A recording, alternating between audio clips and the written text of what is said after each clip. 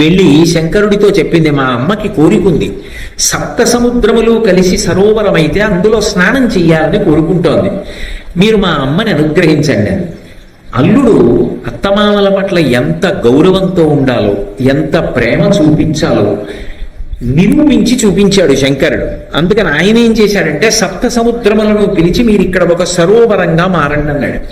అంటే సప్త సముద్రములు సరోవరం అయ్యి సప్తసాగర సరోవరం అని పిలుస్తారు ఇప్పటికీ ఆ సరోవరాన్ని. ఆ సరోవరంలో స్నానానికి వెళ్ళింది కాంచనమాల. తీరా అక్కడ దాకా వెళ్ళిన తర్వాత ఢోరుగా ఏడ్చి, ఎందుకు ఏడుస్తున్నావు అని అడిగారు.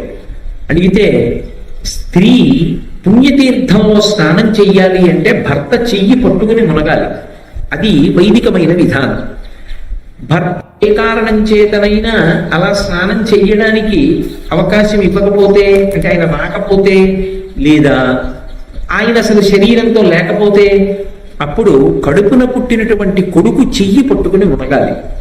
కొడుకు రాక భర్త రాక ఇద్దరూ రాకపోతే ఒక ఆవు దూడని చూసుకొని దాని తోక పట్టుకుని మునగాలి తీర్థంలో.